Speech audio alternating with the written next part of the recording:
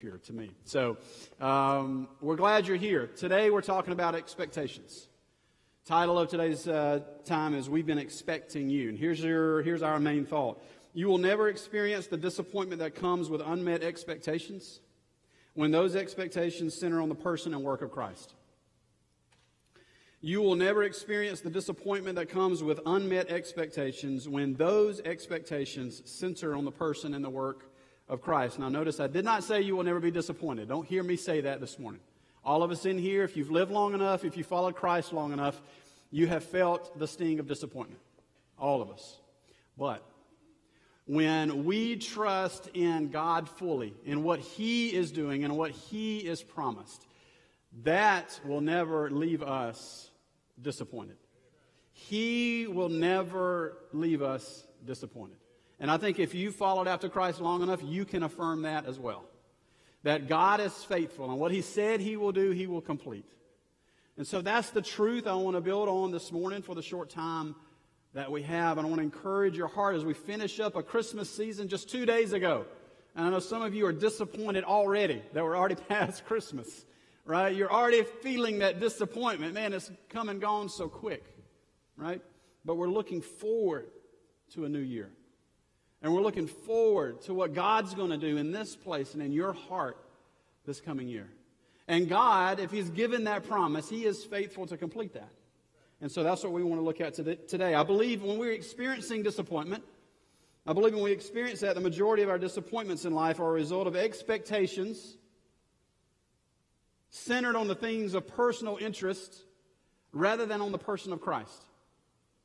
Let me say that again. I think when we experience, in fact, I think most of the time, if not all of the time, when we experience disappointment in life, a lot of times those are a result of things centered on personal interest and other things that we like, things that we want, things that we feel like we need, and doesn't come true or does not happen, rather than on the person and the work of Christ. So it's talking about where we center and where we place our emphasis and our focus and how we live our life.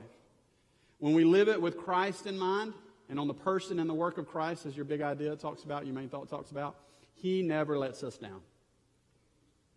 Christ never does not come through when He gives a promise.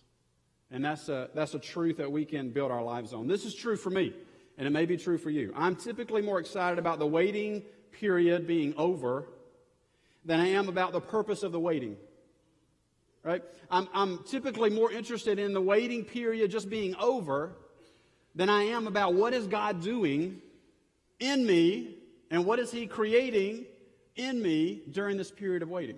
It's easy for us to lose our focus and to shift to that because it hurts to wait sometimes. It hurts to be disappointed all the time.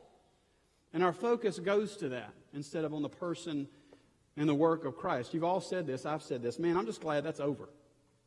You know, I'm just glad that's done, right? Every time I'm in the car line, although I love going and picking up my kids, don't hear me say that. I love the opportunity to go pick them up. Man, I, for some reason, have the gift of picking the line that goes the slowest.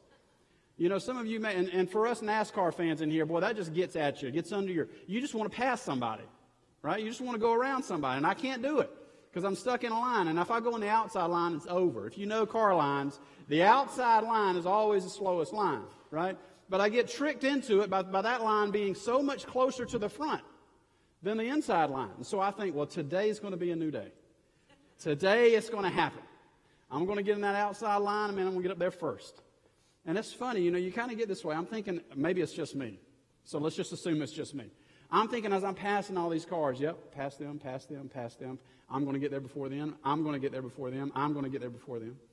You know, it's just the way I am in car line. You had this expectation of that line moving, and it doesn't move, and you get stuck, and people are passing you. It's hard for us to wait in traffic, in the line at Target, wherever we are.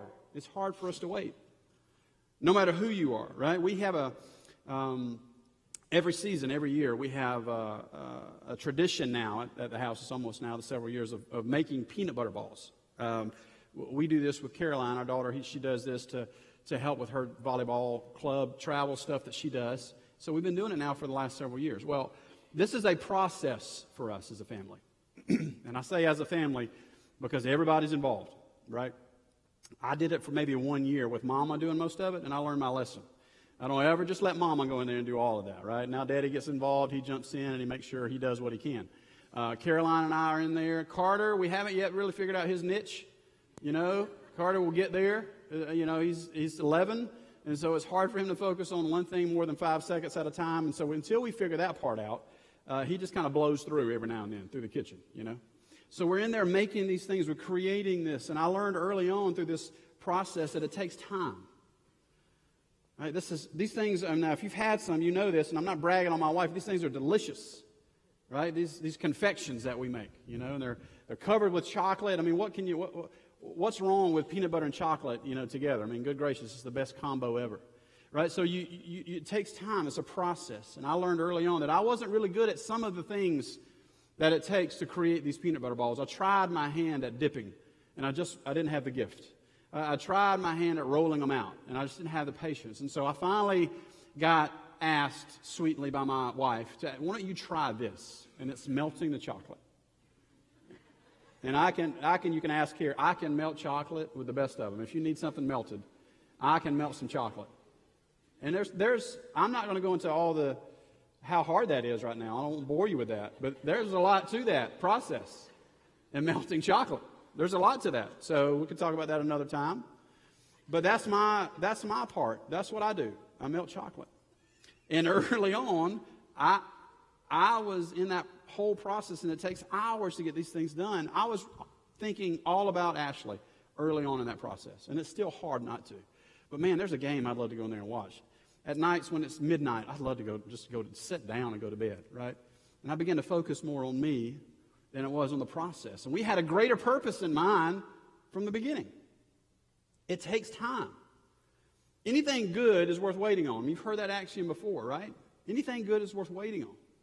In God's plan and in God's economy, it's the same way. God's asking many of you, maybe even this morning, to wait. And you're in a period of waiting. And you've been waiting. And what we have to do, and hopefully we see this in the passage this morning, and the truths that we talk about, is that God's purpose is a satisfaction that you will not experience by short-circuiting the process in other ways. By waiting on Him, what He has for us is so much better than what we could ever accomplish or do ourselves and create ourselves.